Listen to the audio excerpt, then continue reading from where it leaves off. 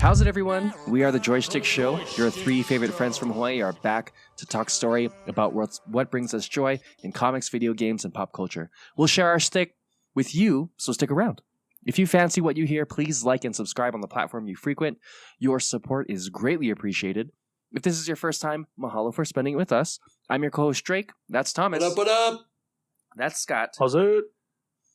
And tonight is another night where we bring you some fantastic trailers, news, and reviews. All the things that you love and enjoy about the Joystick Show and your three best buds. But first of all, it's been a week. So how are you guys? How's things? What's happening? Pretty good. I saw some stuff over the weekend, which was cool. With your eyes? With my eyeballs and with my earballs. They heard things. Nice. There was no smelling though. We're not in 4DX yet, I guess. So I wanted to smell something, but maybe. So you didn't shower? So no. Smell. I actually went in like The a old Last of Tom and Us. Jerry costume, and I just put a clothespin right on my nose, and then just walked around like that. There you go. Wow. Yeah. So, anyways, what about you guys? Yeah, pretty good. Had overnight shifts. So just Woohoo! Sick. trying to get back to daytime living. Yes. Daytime living. Daytime living is for losers. I know, right? Lizards? Lizard losers. Yeah, you want to be with us vampires. Vampires. I think I'd be a vampire as long as it's like in a series or something. I'd be about it. Yeah, better fucking sparkle, dude. I gotta let people know. Before we jumped on, everything Drake was talking about, I'd be like, yeah, that'd be pretty cool as a series. You know? It should be a series. So we then spun it. World War Z should be a series. Yeah, we then spun it to go to the grocery store. And then Scott, I think you were like, went for tomatoes, got potatoes. Oh, that should be a series. Everything just into a series. One series that we are getting that we just got a trailer for today, which is Agent Elvis on Netflix. This looks pretty interesting. I'm just going to say that. Because I don't know how I feel about it. That's why we literally put it on the Instagram. Hey, how do you guys feel about this? Because I don't know. I guess this weekend I didn't know how to feel about a lot of things. And this was one of them. How do you guys feel about Matthew McConaughey playing Agent Elvis for this Netflix cartoon? I mean, I think it's just going to depict the real life of Elvis Presley. I mean, he did go insane because he was a part of the largest CIA operation in the 60s and 70s that required him to do a lot of drugs. So hence the reason why he kind of towards the back end of his life really had to reel it back in, and it was so hard to kind of see him get fat and et cetera, et cetera. But this is essentially just going to be a cartoon version of what that was in an alternate universe, I would say. Was that all in the Baz Luhrmann movie? I want to say yes, but it was in the backdrop. It was what is it called? It wasn't explicitly said. Okay. So we need to call in Ty from Cult Talk Net, who his episode is releasing, I think, next week. But anyways, if you don't know it, check out Cult Talk Net. What about you, Scott? I didn't know any of that about Elvis. So this show just looks like crazy, like Archer-esque meets Adult Swim sort of stuff. So yeah, I'll check it out. Everything I said was fictional. Okay. Because I made that up in my brain house. Oh, so okay. I was gonna say they should make a series and I know they should make a series about it because it's coming out on Netflix soon. That's too good. Yeah. You said it like it was fact, and I was like, I'm gonna talk to Drake after the show, see how he's doing. You know? Right. Get real deep in these foxholes over here. Yeah, he's spending too much time on the dark web or the dark side of Reddit over here.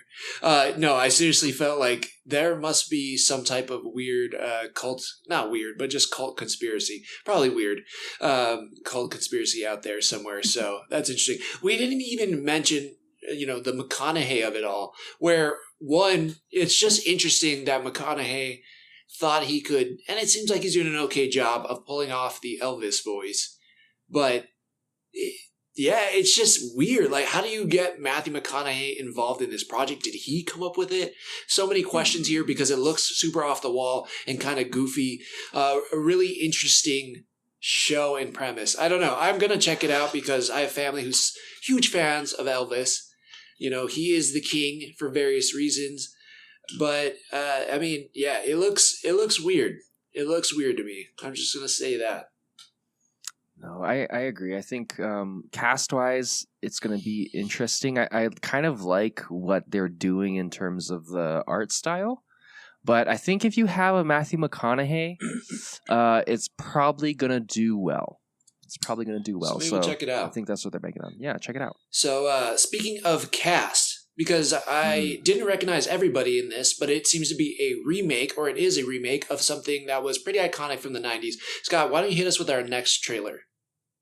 Ooh. Sorry, give me a sec. I was on mute. Hey. Okay, White Man Can't Jump? Is that what we're looking at? Yeah. Yes. Okay, whoa. I briefly saw this trailer. Not know you were going to get called on tonight. So funny. When people hear Scott, they normally think basketball. So I can understand why you thought that. Yeah. But I was not as prepared as one would have liked in this situation. Dunkaroos. Dunkin' Donuts. Yeah. But, it looks... Ouch. It looks interesting. I don't know. I don't know if I'm going to be rushing to the theaters to see it, but it looks like they rebooted White Man Can't Jump. I don't know. That's just a personal thing. I don't know. It's nothing bad about the... Do you remember the original White Man Can't Jump with Blade and Woody Harrelson? I remember the casting more than the movie itself, unfortunately. I remember the style Perez more was in than that the movie show, itself. Yeah. So the premise is Wesley Snipes is like, I'm good at basketball, based off of a lot of different things that may not be so obvious. And then he enlists Woody Harrelson because Woody Harrelson doesn't look like he's good at basketball, but he is because he was a collegiate player. So they do a little bit of hustle, and they get into some shenanigans. And it's a very great biracial bonding movie about the sport of basketball. So will this 2023 rendition of White Man Can't Jump with Jack Harlow and Sinqua Walls be just as good? We don't know, but it was produced by Blake Griffin. He's a basketball player. Okay, so. Maybe. I don't know if that means it's going to be a good movie, but that is interesting that they had somebody from the basketball world produce it. So at least the basketball action will look cool. Oh, Tiana Taylor's going to be in it. Well, that's not a bad thing either. I think it. Nope. I don't know. Who knows? Jack Harlow is fine. As a rapper, he's got some pretty sick raps, but I don't know. Woody Harrelson, it felt. I don't know. I guess a little bit more interesting of a story because he really played into at least at the beginning of the movie, somebody who didn't look like they played basketball. And Jack Harlow, as we know, is kind of a part of that culture. I don't know. It just seems like, It doesn't seem like it's too far of a stretch. I don't know if that makes sense. So Woody Harrelson's a really good actor. And I don't know of anything Jack Harlow's done other than that's true. Music. And there's that as well. Yeah. I don't think he's done any actual quote unquote acting other than maybe spots or the more specific word I'm looking for, which I can't find right now. Hence the reason why I'm just saying all these words. Music videos? Or ads, commercials? No, when you are doing a show and then you pop in as a guest spot or on a something series? of the sort. Yeah, on a series. And the word of the night is series. Series. Yeah, so good point.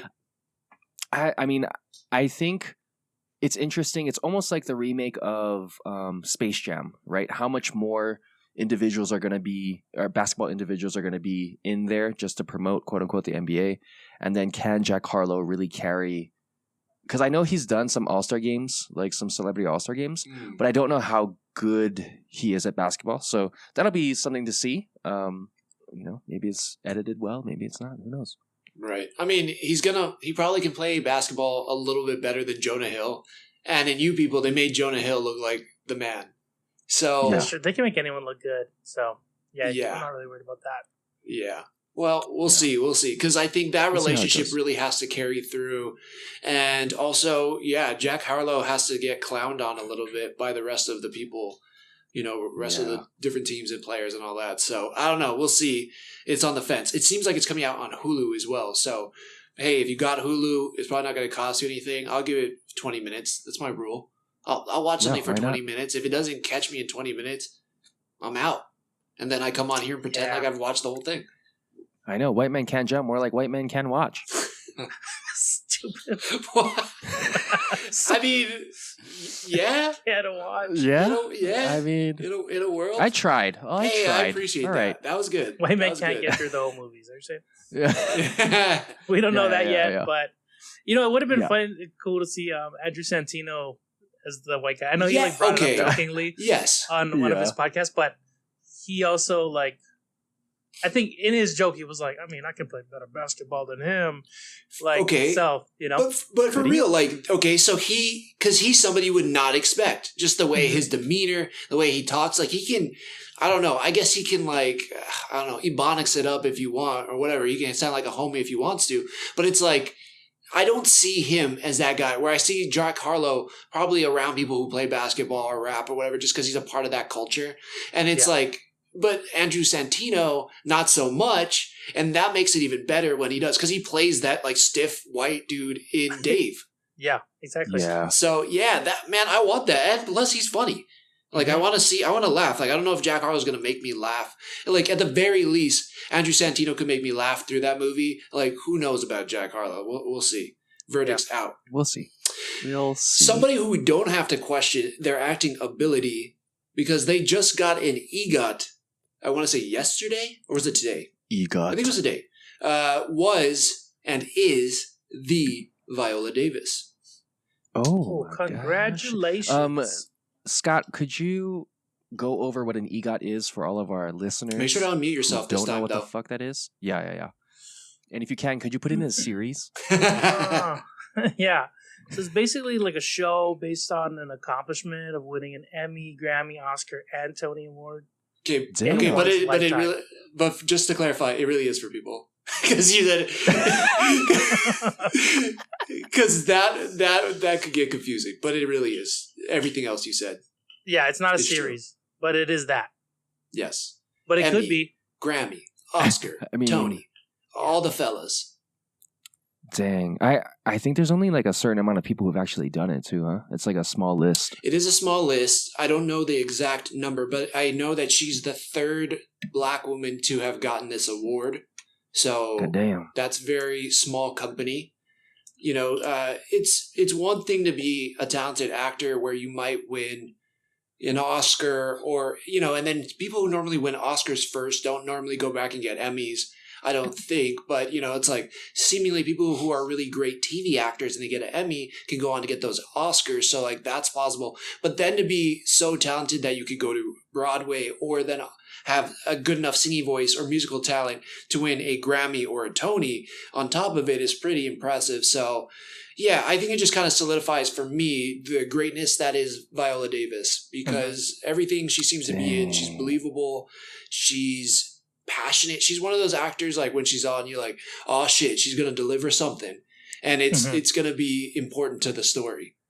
If you could guess how many people have gotten EGOT. Out of... I have it here. Is it 42. More or less than 100? Less than 100. More or less than 50? 42. Less than 50. 42. Drake's going with 42. Okay, I'm going to go with 41. Okay. No, I'm just kidding. You son of a bitch. No, I'm just kidding. Price is Right rules? Gosh darn it. I'm going to say 25. 25? Okay. Google says 18 people. Yeah. Dang it. That was close. That's a really small group of people. That is a very small That's group of crazy. all the actors throughout time that have won Oscars, all the Tony Award winners, all the Emmy winners, all that's a very small percentage of people. That's pretty amazing. Mm-hmm. They're in the company of what? Audrey Hepburn, Mel Brooks, I believe James Earl Jones, John Legend, Wait. Jennifer Hudson. Do you know these things? Or are you Do you just believe or saying you're reading names? a list now? Yeah, are you reading something? I may or may not just know. You'll never know. Some of these, I'll because you're never getting tell. some of them right. Oh, Heyo. I just guess on the as EGOTs. I can see his computer screen and his lenses. Yeah, I have Yes. Wikipedia going on. Okay, I'll dim my lights. Sorry. Hey, We see you, we Jim. know. Yeah, Son of a bitch. the verdict's out. We know. No, you got it. No, it's gone now. Nice. It's just my brain. That's pretty crazy. She was, I saw like a brief interview after, and she was crying. And she was just like, I can't believe this. When you tell Viola Davis, I'm talking to myself 20 years ago, never could I have imagined those things. And I'm always kind of stoked about that, where somebody has a goal or a dream, and then they just dedicate themselves themselves to that dream, and then they just keep going, and then boom, 20 years later they're at the top of the food chain. It's pretty amazing. So I'm stoked for her on that. I think she's an amazing talent. I need to see Woman King. I think something to watch that, but she's pretty impressive. So yeah, all props to her. Well, let me pitch you on A new series. a show. It's a new All series. It's called I Got the EGOT. And it goes through individual episodes of people who got the EGOT. It's 18 episodes long, obviously. Okay. And then it goes through the credentials of how these individuals got their EGOTs. It's like a docuseries. It's a docuseries, yeah. All right, I like it. I'll watch that. Yeah, I'll watch Pitched. that for sure. Yeah, I mean, it's pretty cool. All right, patent pending Brief nudity. in every one of them. Every EGOT winner, yeah. Every every EGOT winner. Some The age reason. they're at. yeah. Yeah. They all got naked on the way up to stardom. I'm looking out for I that. mean- Mel They all Brooks. got getting that EGOT. Yeah. Mel Brooks, I'll say, dude. I'll say. Yeah. So, it's great. What's the next bit of news?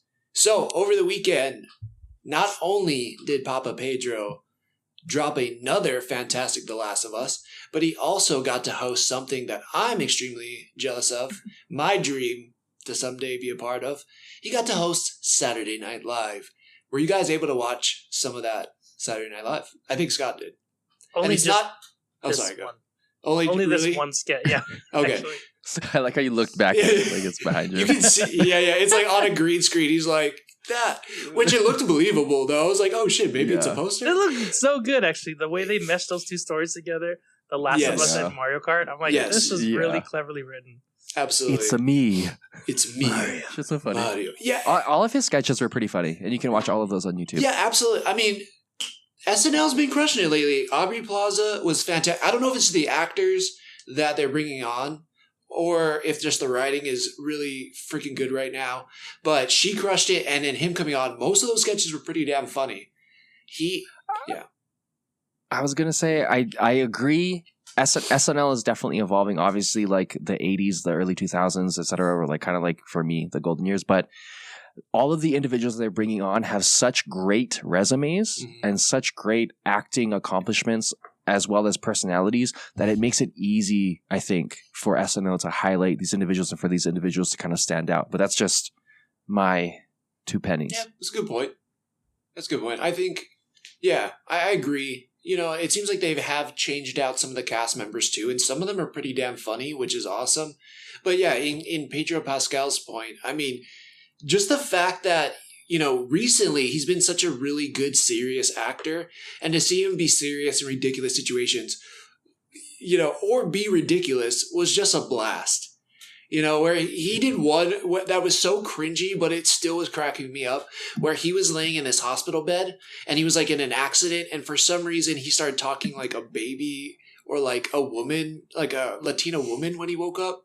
And that was just pretty damn funny. Like, I don't know why it shouldn't have worked because it was super cringy, but it kind of made me chuckle. Obviously the Mario Kart one was ridiculous because he's being, yeah, it was just a mashup Joel. that, yeah, he was being Joel in Mario World, delivering lines as Mario, like Joel. Bowser was Keenan with the mouth drawn on. Like, Yeah. that shit was And hilarious. everything was just taken way too serious Wait, for yeah. like the absurdity it was. Like, that's Yeah. a Goomba. It's a mushroom, like with feet for legs. Feet for legs. It's like a big costume. It's Right. so stupid. That was ridiculous. He did another one where he was having a dinner, and I don't know if there was an earthquake or something. I didn't watch it. I only watched like a little clip of it. But him just cracking up while all the glasses are spilling over everywhere while he's trying to deliver lines. Man, as I've said before, anytime I get to see something where someone breaks, like you get an automatic laugh out of me. It's no question. Seeing people can't, like, not being able to get through a scene and do it seriously, it just makes me crack up so much. So, I think he's gonna win World's Sexiest Man. Ooh, I like that. That's my early predict. I'm not rooting against you on that one. I definitely agree. I think he could win it. I mean, he is everybody's dad. In fact, they did the episode. One of the sketches was about his students, and every day they were taking TikToks of him, and then they used the SNL song, the cuffing season song. Oh yeah, that was just funny too. Like he's such he's everybody's daddy, man. It's so good. Daddy. Yeah, that was pretty damn funny. So, he crushed it. The interesting thing coming out. Actually, let's just say this since we're on Pedro Pascal. The Last of Us this upcoming weekend, episode 5 is actually going to come out on Friday instead of Sunday because Sunday is the Super Bowl. So as Eagles to not conflict versus versus Niners. All right, right. That's what, Philadelphia versus San Francisco. Jesus, dude, this shows you how much I'm like not paying attention to football and now that my team's out. Yeah. I was like, Math. fuck it, I'm out. Seahawks are done, I'm out. Yeah, I know. So that's bad. But yeah, so in to not conflict with the Super Bowl, they are moving it to Friday, and so we're going to be collaborating with Geek Freaks and Challenge Accepted to do a watch party and also maybe drop an episode. So if you're free this coming Friday night, come on, jump on with us. We're going to be chatting The Last of Us as it comes out, and we're just going to have a good time. So yeah, open invite to everybody for that. Nice. Also, it's Eagles and Chiefs. Chiefs, duh. How do we not know? Yeah. Oh, Eagles and Chiefs. The Niners stopped the Niners. Oh, right? Niners lost. It was a pretty big upset for all Niners fans. Not me, but I know a few. Sorry. I'm not good at football. Yeah. Okay. Well, good for them. We'll see how this goes. But, all right. So AMC, which we have gotten the iconic Nicole Kidman trailer out of the AMC, whatever you want to call it, trailer before the movie starts. And yeah, it's interesting. They announced today that they are going to a tiered ticket system, something like you would see on Ticketmaster for concerts. Boo. Yeah, you over it? Boo you that like shit. it? Boo that shit. Yeah. Boo that shit. Okay, I'm curious. Why? What's the thought process for you guys? That's some bullshit, dude. Okay. Fair? I agree in the sense of, is cinema kind of fading out with streaming services? Yes. Mm-hmm. Is this a decent or a relevant change to be able to continue to build revenue? Sure, why not? At the same point in time, depends on how many theaters you have, how many showings you have, how good your theater seats happen to be. Because again, the added value of going to the theater is because of all of the quote unquote amenities and luxuries that you wouldn't necessarily have in your home. Right. So for me, is every AMC going to be doing tiered stuff in the regular like non-3D, non-recliner situation where you don't get served food type situation? Because if you're asking me to pay more to sit in a regular theater seat just because it's in a better position when I wanted to go to this matinee, right? Like that to me is kind of, you're pulling hairs in that situation. Yeah, and I think at this point they're all reclining seats, right? So they're all the same seat, and really it's not the same as you going to a concert, because like the closer you are to the artist, like everyone's paying to see the artist, everyone's seeing the same screen. The screen's not the shittiest seats are the ones right in the front because they don't even recline all the way for you to really enjoy it. Like, and I've had to sit in that once fairly recently to watch what was it, Endgame, because Christina didn't see it, and it fucking sucks. So I don't recommend that. But anything else really is like you're in the same kind of seat. I don't understand like charging more for the middle. And if I'm buying seats for all my friends, we just rent a row. Like, we're just calling a row out. No one's like, when we get there, like, make sure I have the middle one. Like, we just kind of fucking go sit down. So it's kind of it's bullshit in that regard. So, like, what are you gonna, like, if you're buying a bunch of tickets, you're like, oh, let's make sure we get all the ends because, like, those are the ones we can afford. Like, we're already paying a shit ton of money to go to the movie theaters. They're, like, robbing us with the fucking prices of popcorn and a drink. And then you're going to make us pay more to, like, sit in a seat that's closer to the middle? Like, fuck off, dude. People aren't even going to the movie theaters anymore anyway because of streaming services. So you're going to make it, like, less invitable? Like, that's dumb. That's a good point. We don't have AMC down here in Hawaii, though, so I'm mad for all the people in the mainland. But okay. Oh, my God. Yeah. But I love going to the movies, and I love movies, and I feel like that's some bullshit, so... Yeah, I agree. That is interesting. Yeah, I guess I probably should have more of an opinion. I am an AMC Stub member, so I probably should have more of an opinion on this. But I guess I can understand it from a business standpoint, because like Drake was saying, like they're losing tons of money every year. Like the theater industry or the movie going industry is not, I mean, yes, there's still $1 billion movies like Avatar and some of the Marvel movies, but from what I understand, they're not like killing it every weekend like they used to. So, excuse me. So I think that they do need to have some way of increasing revenue. I don't know if this is the way to do it. From what I see online, like Scott, a lot of the internet agrees with your opinion, where it's like, this is bullshit, dude. Like, yeah, you're already charging so much, and we have to leave our house, leave our comfort of our homes to like go watch this movie, and now you want to like charge us more to like sit in a better seat. You're like, what if we got there early? It kind of benefits people who have more money than it does people who don't have money. And so, yeah, I guess I could see it both ways, but I don't know. It's interesting. I'm going to see how this works out in practice. I wonder if it's going to be one of those things like Netflix just did. One thing that we're thinking about is that, if you share your password, you're going to have to sign into the Wi-Fi of that home once every 30 days. And people were uproaring and like pissed off all over the internet. And they were like, sorry, that was an error. "Quote unquote" error that we right. know. So I don't know. Maybe this will be an error as well. That's true. I mean, you saying that, I guess that does make sense. But it's one of those things. Like, I don't know. It's as someone who's like purchasing these tickets and whatnot.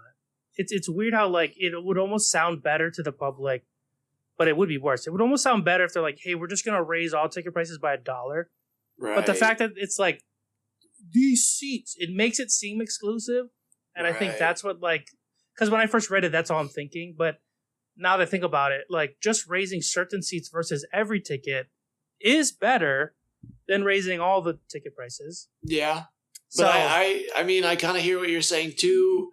Yeah, I don't know. I wonder if they bounce around both those ideas. It is kind of interesting though.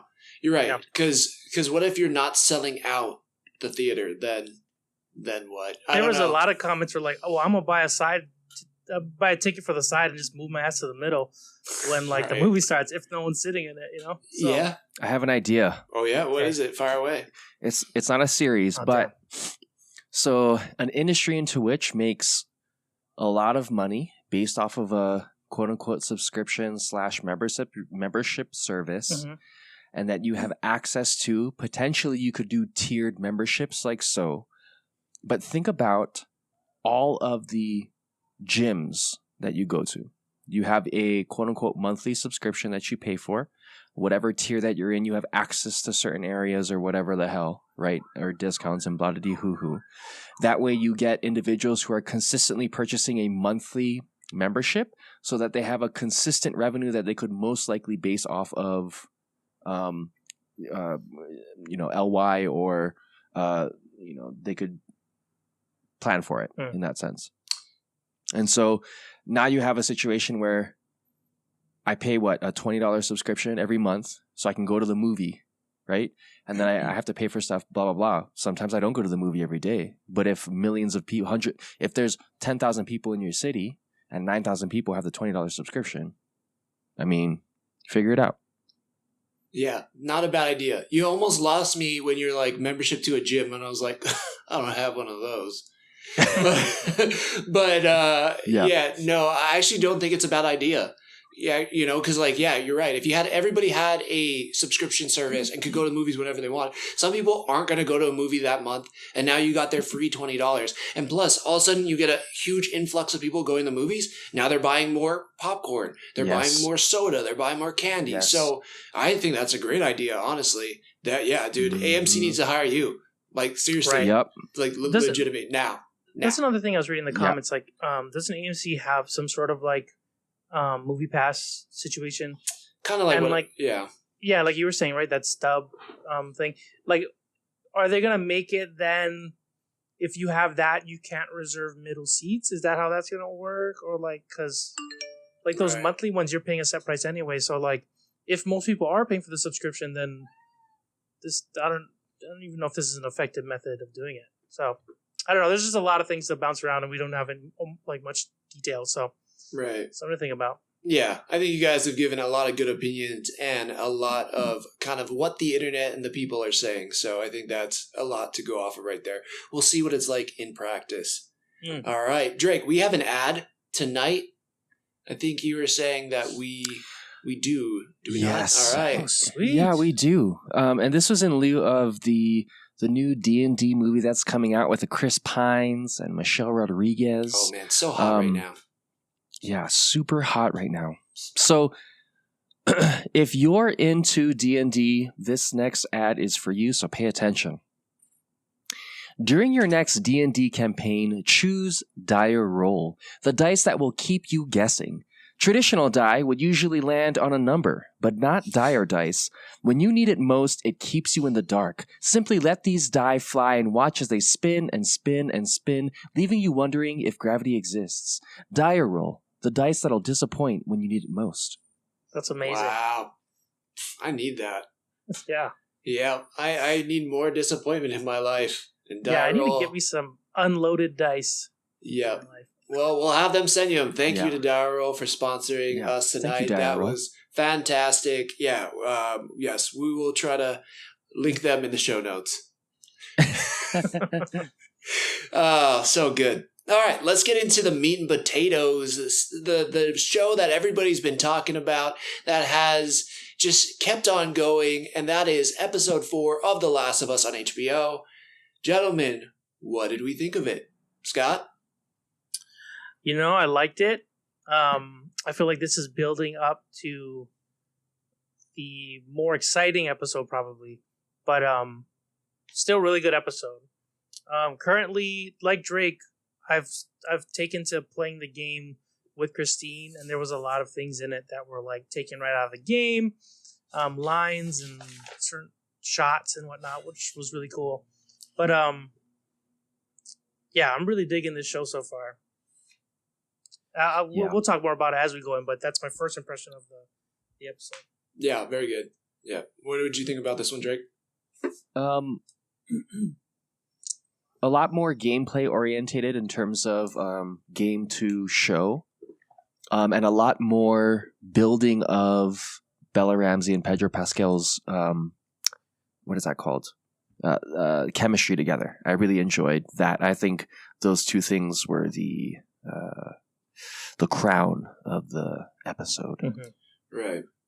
Yeah, I agree. It definitely shone through in this episode. You can see them just forming this bond now, right? Where Joel was purely in charge of protecting her or just kind of carting her through. And now you can see him starting to show a little bit of cracks in the relationship where they like each other. And yeah, it just was a really, I thought, cool and beautiful episode in a sense. And yes, I feel like this was a perfect lead into what we're going to get next week. But in this one, there was a lot of things, you can point them out. And on any YouTube channel, if you type in The Last of Us episode 4, they could show you all the different ways the game, like this episode, pulled scenes right out of the game. One thing that they didn't pull out of the game, though, was when they pulled off into the forest. Yeah, did you particularly like that scene, or what was your guys' thoughts on them kind of leaving and then going camping in the woods, and what that did for the overall story? I liked it. It showed that like that was introduction to there are dangerous things in this world other than these zombie mushroom people. Right. But there was a part like, I mean, I don't go camping a lot. Christine has, but when they get out their sleeping bags and sleep outside, she was like, "Fuck that! Like, just sleep in the fucking truck." Right. She's like, "She gets the back, you get the front. Like, what are we doing?" Yeah. I'm like, yeah, you're right. Like, why get out of your vehicle and risk like people coming up to you? And it's not like you're making a fire, so like, just sleep in the cab. Yeah. So I don't know. I don't know if you guys thought about that as well, but as like for the show and to watch them, it's easier to film with them camping outside and everything. And yeah. And the other thing too is then you don't get that line, "Oh, it smells good. Oh, that must be Frank's." So that's the only reason why I think you add that scene in there, because now you got to tie into episode 3 where it's like, remember that beautiful love story we just showed you? Yeah, that just happened last episode. Don't forget about it. And then here you go. And then now you move on. That's the only reason why I feel like you throw that in there. But I agree. That's true. Yeah, what were you thinking, Jake? I think no, pacing wise, I get why they would want to throw that in pacing wise, just because it gives you kind of an emotional break before you get into kind of this high stress situation, going into the city and meeting these new characters, etc. I don't necessarily agree with kind of the things that they did in a survival situation where there's fucking fungus zombies and yes, mushrooms grow in forests, so it's like it didn't make sense to me. Right. It did make sense in the dialogue that they have together, and then the building off of the joke book situation, and sure, but like in terms of the practicality of why they did it, I was like, interesting, but it was again a nice pacing change of pace type situation to help bring us into the city where everything kind of just goes East Coast. Right. And that's it, right? They get into Kansas. In the game, it's Pittsburgh, right? Mm-hmm. They get into a stop where the freeway's blocked in Kansas. They then get into another scene that seemed to be pulled right out of the game, which is somebody stumbling in the middle of the streets asking for help. Joel punches it. They then get ambushed, and then they drive the truck into the store. But I guess the store wasn't necessarily from game 1. That was actually from the second game, right? But then they kind of get out into like a shootout, very much like the game. And no, there is like a store in the first game. Really? Was it a laundromat? Because I was watching something and they were saying, "Oh, the laundromat was." Oh, maybe it was Last a laundromat. That's what it was. I like. Yeah, I just remember there being a lot of shelving and all that. Yeah, you're right. I think it was just a laundromat. Yeah, whatever it is that they broke into, they get into like this, a cool kind of shootout, and Ellie then has to save Joel. We get to see, she reaches for the knife, doesn't grab the knife, pulls out the gun, and ends up shooting that guy. And it seems like it shakes her to her core. Like she's like, "Oh my God, that was, traumatic." What did you guys kind of take away from that scene with Ellie and Joel? I understood what they were getting at because it showed the consequence of shooting for Ellie's character, and how she is young, she wants to be mature, but can she handle it? That growth of trust too between her and Joel, because she did technically save his life, and seeing that human beings can be human beings, as that guy Ryan, I think, was begging for his life. In the game, Joel gets pulled out, and it becomes a punching scene, and then later on more individuals come through that place, and you have to kind of fight them off, which I would lean on that they did a pretty decent job at blending the two. But I think more so, again, building Ellie's character up for the viewers to kind of see that there is like this emotional maturity that needs to happen for them to trust each other moving forward. Because again, remember, we don't have Tess to help bind them. Now they actually have to care about each other moving forward. So that was interesting. Yeah. Yeah. Yep. It was interesting because right after that, he then shows her how to hold the gun, and he's like, "Oh, where did you learn, the barracks and the QZ or whatever?" And, he's starting to, he lets her keep the gun. So right there is just showing trust. But it was is it because he likes her and that trust is built, or is it just because she saved him and trust is built? I don't know. It's just some questions I was, rhetorically asking myself. But then we're introduced to Kathleen and Perry, I believe, who are the kind of the hunters in the city. They have a way different story in the game, right? I don't even think I haven't. I don't know that I've gotten to that point in the game. Is that a game thing? I feel like they don't, because I didn't get much further than like the just still kind of working through that area with all the hunters. Like they haven't really focused on like this is the lead hunter or anything. There's not really any sort of that thing going on. Yeah, for sure. Like I think in the game they don't like Kathleen is a new character that they made for the show, and I know Perry is that way too. But I was wondering, like, there has to be some type of backstory for the hunters in the game, right? Or are they just like, hey, there's these people that run the city now. They took down the Kansas City, or I guess in the game, the Pittsburgh Fedra quarantine zone, and now they run, the city. But I don't know. Is there anything beyond that, or is it just that? I like because I'm replaying the game. There's a lot I don't really remember because it was when I first played. It was when it came out. The part I got up to though was like they came across his body on the table, and then that's when Joe gives him a name. He's like, "Ah, shit." He's like, "Hunters." Oh, okay. So and I'm guessing if I remember correctly, they're like cannibals, right, and stuff, right? That's how they bring people in, and because it looked like. This guy was stripped down and there's like bloody all over. Like they're going to like take pieces of him off and all that stuff. So they're just people surviving as well. But just not people you want to be around. But in the show, they're focusing on like, I guess they're telling the hunter side of it. It seems. They're like humanizing them. How do you feel about like the main actress? Like I like her. I don't know if I like her in this role. Like, I already know where this is going. I was like, I don't find her intimidating. I was like, did she like? Nope. Was she like second in line? And then the head guy died and was like, I guess you're next because the paper says you're next. Like, come on, guys, like, dude, I'll kill you. It was an interesting choice. Yeah, I was like, I see someone like Tess, like that actress, holding it down and like controlling all these dudes and these exactly. But someone like her, I was like, I'm like just not buying it.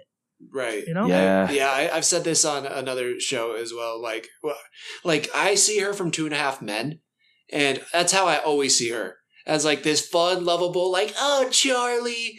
So then when she's like, I'm going to kill you, doctor. I was like, I don't buy this. I'm not going to I just don't buy her leading this savage group of people who basically were badass enough to take over the government in this city. I don't know. That was my only gripe, I think, with the show so far. My only gripe. Yeah. Oh, and the foreshadowing too. Sorry to cut you off, Scott. No. I'm sorry. I just like before we move on too far, like even just that scene with the doctor, like that I don't buy her, and then she goes out, and then they're like, oh, this dude's hurt, and then she's like, could he use a doctor? And they're like, oh, it's too late, and then she's like, almost like the way she goes back and shoots the doctor. I was like, was it because he couldn't help this person that was already dead? It was almost like well, then this doctor's good for nothing. I'm like, why even bring up you have a doctor and then kill him if like you're never going to use this doctor again? Like, so you never need a doctor? Exactly. Is there another doctor? I guess you never need doctors anymore. I'm like, why even ask if you need a doctor? No, it's too late. Goes back, shoots the doctor. I was like, what?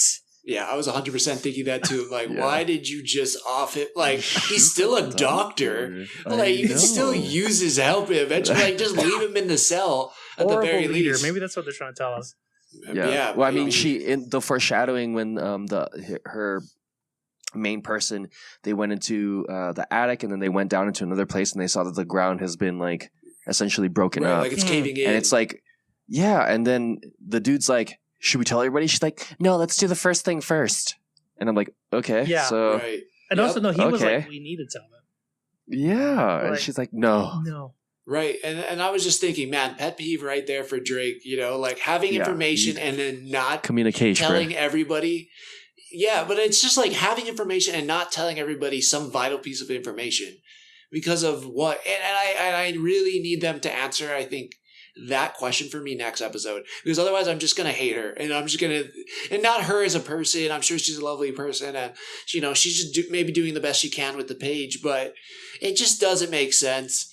And I hope that they really can satisfy that, in this next episode. But we do see, like you guys had alluded to, she goes up into the attic and sees all these drawings of superheroes, and that kind of foreshadows what we see at the end. And, before we get too far, Ellie and Joel escape, and they find this building. They climb all the way up. They're making their, camp. What's that? Sorry.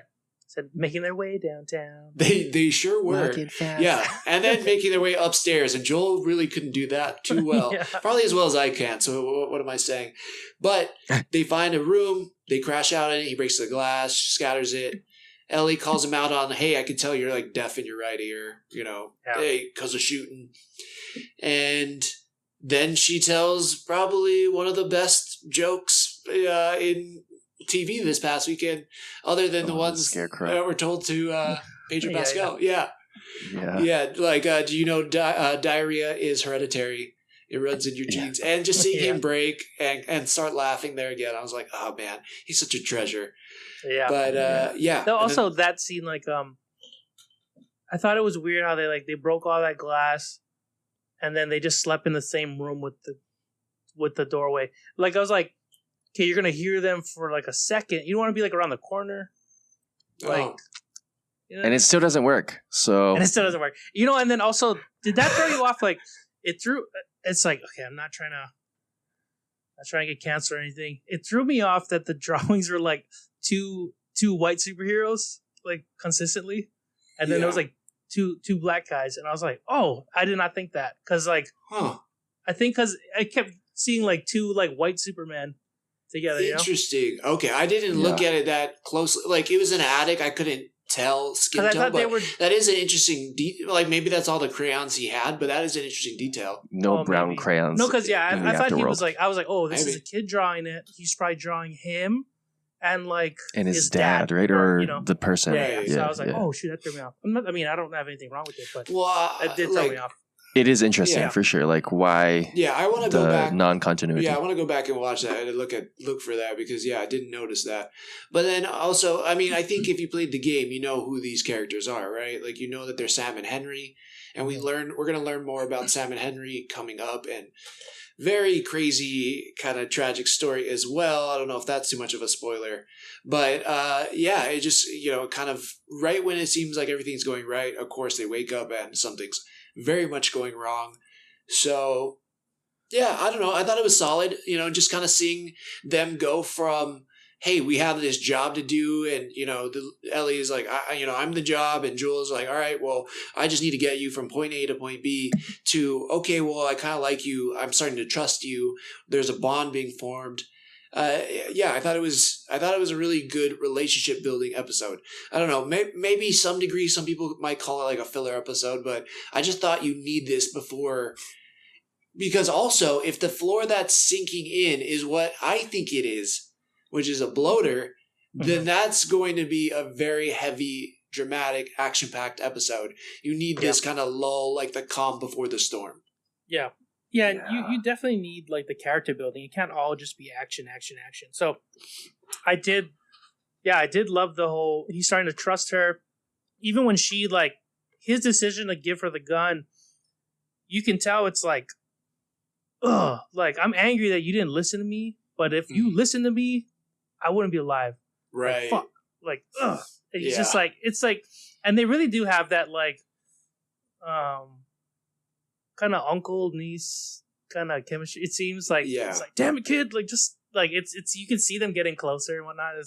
It's really great. And then to hear, like, even Offset that they're like the best of friends in like that sort of uncle niece sort of way is like fun to hear. So it's really coming through on screen.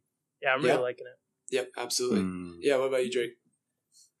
No, I agree. I think they're doing a really good job at balancing the fanfare for the individuals who played the game and building on that lore to help new viewers and for players to kind of get more out of The Last of Us. Again, something that we rarely see great adaptation from game to movie or show, I should say, series, I should say. So, There we go. yeah, I'm about it. I'm excited. It does kind of feel like we're pushing through it quite quickly because I think 8 episodes, correct? I think it's 9. And 9 episodes, and in the game that we're at, they're not skipping over things, but they are utilizing certain cutscenes as fanfare, and they're kind of pushing it up through there, which is nice. At the same point in time, I feel like I need to be playing the game quicker, so that's fine. Well, yeah, because what's hard too is like in the game, you're getting into a lot more gunfights. A lot of people, like realistically, he can't do that because he can't be picking up ammo all over the place in real life. Yeah. You know, so yeah. I get it. Like even just the whole scene with the shootout and like in the game, it's like this whole thing. He takes on like 7 dudes, and then you can go around and refill your ammo.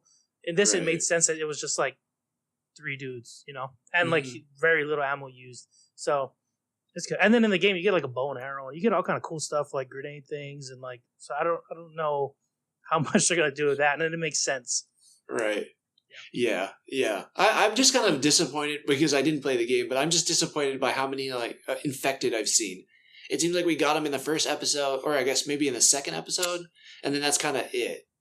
You know, so I'm ready to like start seeing more infected again, which would be cool. It was interesting that there was like 0 in the city, like not even one that was like dead. And you know, maybe they're super effective, or the humans are super effective at like doing their job or protecting the city. But like, city didn't mess around, man. Yeah, it's also a huge city, so it's like yeah, that's right. That's what Christine said. Oh, really? It's like, they're in Kansas City. She's like, fuck that. Don't drive through the city. Go backtrack, go around, and then she starts going through. Just like, you're fucking dumb. She's like, of course they're like they got guns. Like when they start showing them how they are with the vests, she's like, of course they look like that. Like, yeah, what are you doing? Get her done, dude. Yeah. Kansas City sounds like the new Texas. You don't want to mess with it. So, yeah, another great episode in the books. Episode 5, again, coming out this Friday.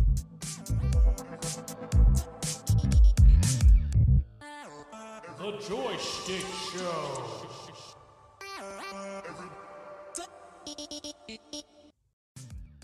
If you've enjoyed what you've been listening to, we'd really appreciate a follow, subscribe, and a review. Just how we like chatting with our friends, please share this with yours.